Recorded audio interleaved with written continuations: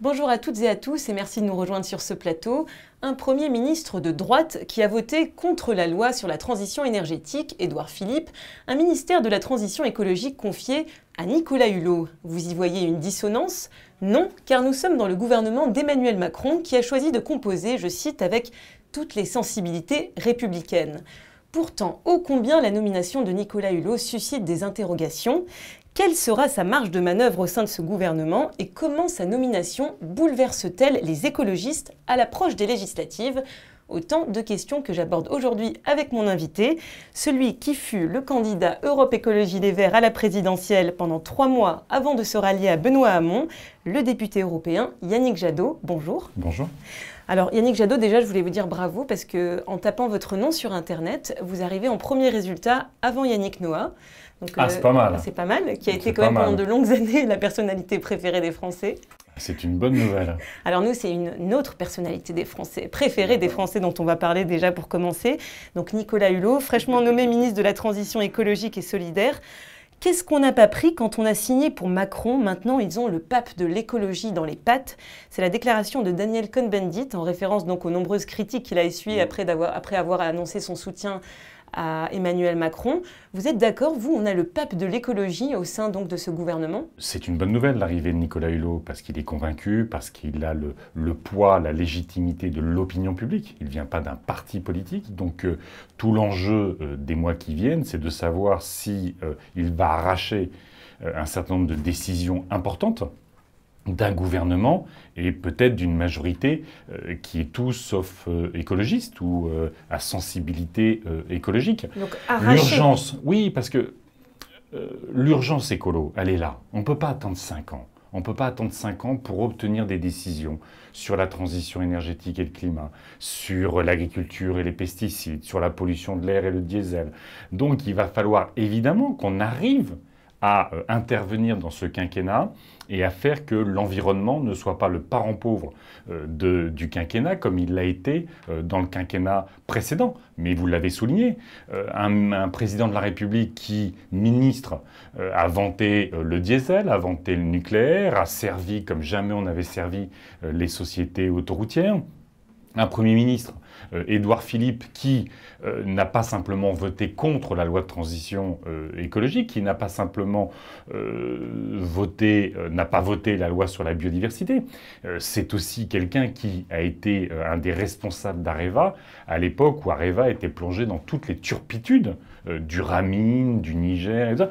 Vous avez un ministre de l'économie, et on sait à quel point c'est important, Bercy, pour tout ce qui est tous les arbitrages en matière d'écologie, notamment de fiscalité. L'argent est entre les mains de Bruno Le Maire. Bruno Le Maire voulait même supprimer le principe de précaution de la Constitution. Il a été le relais de la FNSEA quand il était ministre de l'Agriculture. Et pourtant, Nicolas Hulot entre dans ce gouvernement. Parce que Nicolas Hulot, à ce moment de sa vie, il ne vous a pas échappé qu'il a arrêté d'être candidat à un moment où il était fortement attendu.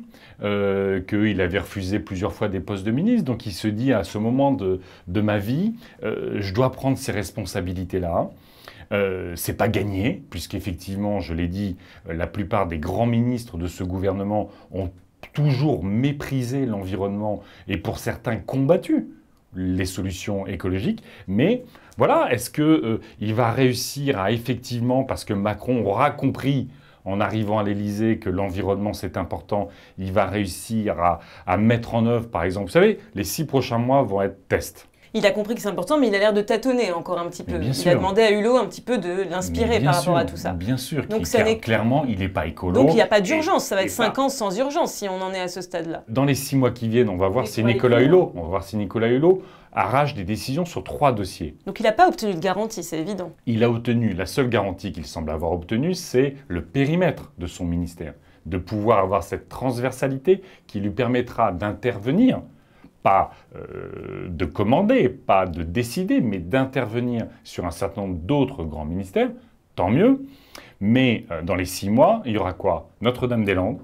Est-ce que ce symbole du vieux monde tombe? Est-ce qu'on arrête de considérer que les aéroports sont jetables simplement parce qu'on a envie de couler du béton? Nicolas Hulot sera plus fort que Vinci? C'est le sujet, évidemment. Et puis il sera plus fort que tous ces vieux élus des Pays de la Loire ou de Bretagne qui, depuis 40 ans, courent après cet aéroport. Donc Notre-Dame-des-Landes. 2, la programmation pluriannuelle sur l'énergie, où si on applique la loi de transition énergétique, c'est quand même la fermeture de entre 20 et 25 réacteurs d'ici 2025. Donc, on peut dire une quinzaine sur le quinquennat. Et puis, enfin, son fameux Grenelle de l'agriculture et de l'alimentation. Avec Nicolas Hulot, qui semble être le chantier le plus probable. On a fait le Grenelle de l'environnement en 2007. À l'époque, on avait décidé de réduire de 50% les pesticides. Ils ont depuis augmenté de 50%. Donc il y a là une rupture extraordinaire. Est-ce que Nicolas Hulot et ce qu'il mettra en place gagnera, et à ce moment-là, le pari qu'il aura tenté sera réussi? Ou est-ce que le ministre de l'Agriculture, qui a l'air d'être un relais, encore une fois, de la FNSEA, gagnera lui, et Nicolas Hulot n'aura pas perdu son temps, mais il aura essayé, il aura échoué, et pourtant, ce quinquennat pourtant, sera il y a perdu. des signaux qui sont déjà présents. Emmanuel Macron a dit que c'était irréaliste de réduire de moitié la part du nucléaire dans le mix électrique, comme le veut la loi de la transition, sur la transition énergétique d'ici 75 à 50. D'ici 2025. Absolument. Il semblerait que EDF aussi aurait déjà un plan stratégique qui serait de réduire cette part du nucléaire de moitié d'ici 2050.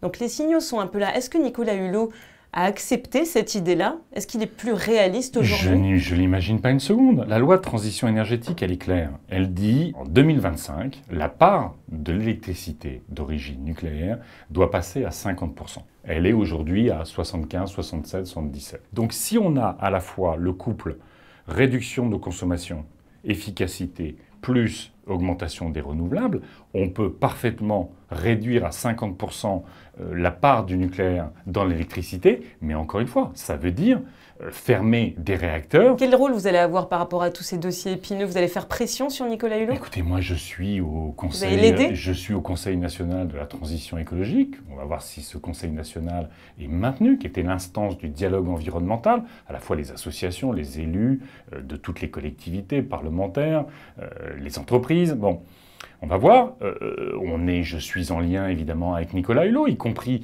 pour voir dans quelle mesure son programme énergétique, son programme agricole, la question des transports et du diesel peuvent aussi s'appuyer sur des dynamiques européennes. Souvenez-vous, il y a 5 ans, François Hollande proposait à Angela Merkel une communauté européenne de l'énergie.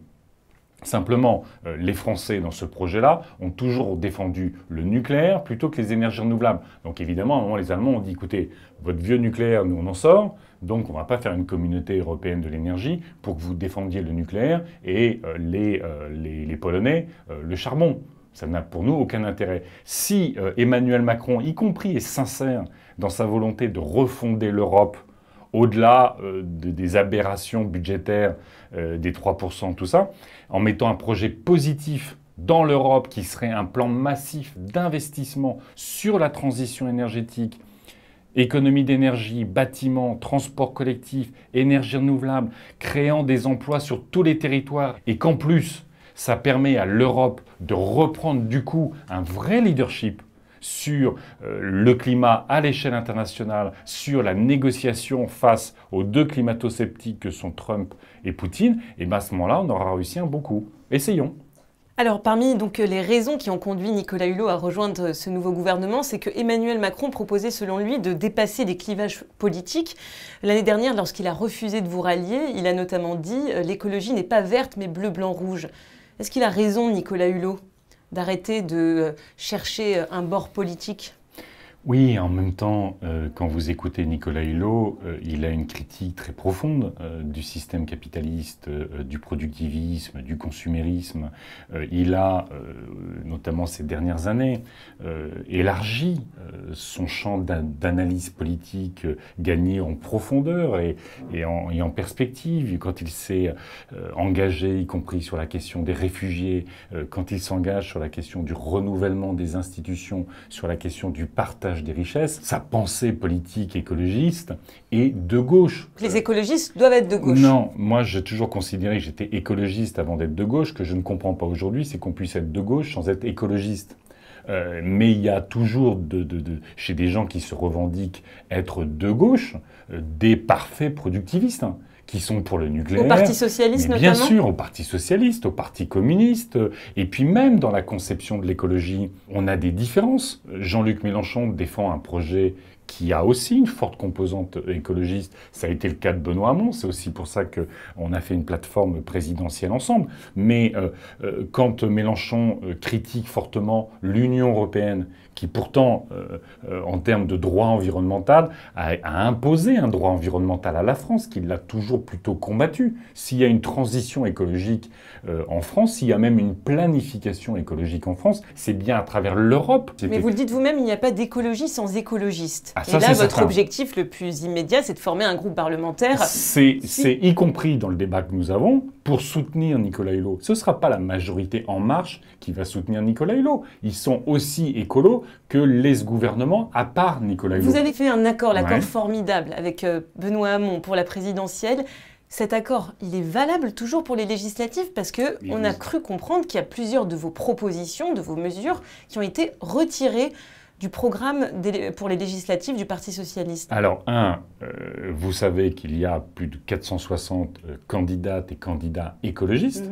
Donc, nous portons nos propres couleurs très largement dans cette élection. Donc, je passe mon temps à aller les soutenir ces derniers jours.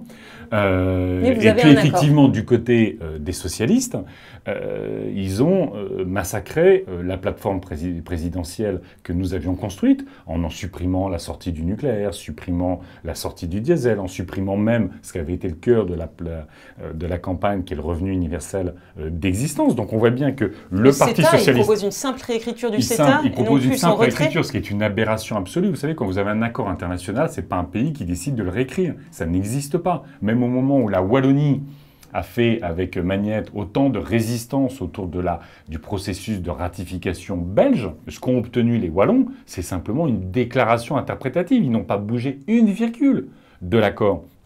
Donc on est dans ce moment-là où nous, il nous faut des députés écologistes, où le Parti socialiste, dans sa pure tradition productiviste, est revenu sur le projet du vainqueur de leur primaire. Et ça montre bien aussi que, suite aux législatives, parce que moi je porte la construction d'un pôle écolo, social, européen, démocrate, ça se fera forcément en dehors des partis qui existent déjà. Alors pourquoi s'allier avec le Parti socialiste qui a non seulement eu un score vraiment très très mauvais Mais je ne avec suis les pas lié 6% avec le de Parti non- socialiste. Vous avez scellé un Non, accord. mais la plateforme, c'est Hamon-Jadot. 2 candidats à l'élection présidentielle. J'aurais bien aimé qu'il y en ait plus, mais il ne vous a pas échappé que, à la fois avec Jean-Luc Mélenchon, il y avait des divergences de fond, sur l'Europe notamment, sur la géopolitique, mais qu'en même temps, lui ne voulait pas de rassemblement. Voilà, ça a été sa stratégie, c'est son choix, mais il n'a pas voulu ce Vous auriez été rassemblement. tous derrière Benoît Hamon, c'est ça qu'il aurait fallu? À un moment, on aurait été tous derrière Benoît Hamon. Peut-être aurions-nous gagné cette élection présidentielle. C'est pas rien. Moi, je suis pas militant écologiste pour manifester. Je suis pas militant écologiste pour être tous les 3 mois à Notre-Dame-des-Landes et contester le projet d'aéroport. Je suis militant écologiste pour qu'il n'y ait plus de Mais projet là, qu'est-ce que d'aéroport. vous apporte une alliance avec les socialistes pour les... Est-ce que ça est-ce que ça Mais vous je suis pas accorde allié. des sièges Est-ce que vous Non. allez être plus présent numériquement à l'Assemblée? On verra. Il y a eu un accord législatif qui porte sur une quarantaine de circonscriptions pour les écologistes. L'objectif était que si la gauche gagnait, on a un groupe parlementaire. Donc probablement on en sera un peu loin, mais c'est ça notre objectif, c'est de peser à l'Assemblée nationale, comme peser sur les territoires, peser au niveau européen, peser dans l'opinion publique, pour que ce quinquennat soit pas un quinquennat gâché du point de vue de l'environnement, parce que ce serait la catastrophe. Parce qu'on a fait une loi de transition énergétique, par exemple, on en parlait tout à l'heure. Il ne vous a pas échappé que Madame Royal a esquivé assez largement l'opérationnalisation de cette loi de transition énergétique en ne réglant pas la question de quel réacteur de nucléaire on ferme. Donc c'est le chantier de maintenant. En nommant Nicolas Hulot au sein du gouvernement, Emmanuel Macron réussit quand même une certaine prouesse, c'est de montrer que on peut avoir une personne comme Monsieur Hulot au sein d'un gouvernement qui est un petit peu hétéroclite, donc où il y a des personnes qui ne portent pas non plus l'écologie dans leur cœur, et tout ça, ça n'est pas au détriment de l'écologie. Est-ce que, si Nicolas Hulot gagne des arbitrages. Comment convaincre pour voter pour un parti écologiste quand cette personne arrive à composer un gouvernement? Mais parce que Nicolas Hulot est ministre, que Nicolas Hulot il n'est pas à l'Assemblée, que Nicolas Hulot il n'est pas membre d'un parti politique qui présente des candidats. Il ne vous a pas échappé que Nicolas Hulot n'était pas en train d'aller soutenir des candidats En Marche aux législatives. Que si on veut que ce que porte Nicolas Hulot au sein du gouvernement soit relayé un moment à l'Assemblée nationale, il faudra des députés écologistes. Donc oui, à Nicolas Hulot, à condition qu'il y ait des écologistes au sein de l'Assemblée pour avoir un vrai groupe. Il est ministre. Voilà, si Nicolas Hulot arrache des choses, et nous l'aiderons à arracher des bonnes choses, tant mieux. Et puis s'il n'arrache pas de bonnes choses, ou si ce gouvernement prend de mauvaises décisions en matière d'écologie, eh ben nous le critiquerons, nous le dénoncerons. Et les accords avec le Parti socialiste, c'est fini? Il n'y a pas de question, c'est fini. Moi, ce que je dis, c'est que la gauche ne se recomposera pas autour de l'axe, notamment important, de l'écologie, au sein du Parti socialiste. Ça n'existe pas. Tous les appels en ce moment qui sont un peu écolo, social, européens, démocrates, qui sortent, sont d'abord des motions de congrès. Et moi, ça ne m'intéresse pas, le congrès du Parti socialiste.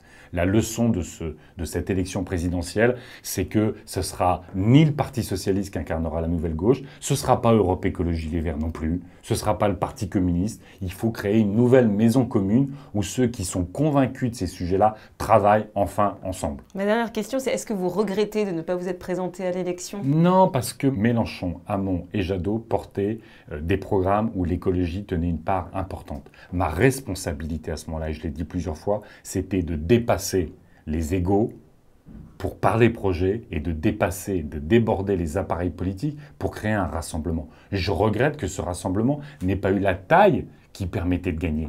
Merci beaucoup Yannick Jadot d'avoir répondu à toutes ces questions. Merci à vous les internautes de nous avoir suivis et je vous dis à très bientôt.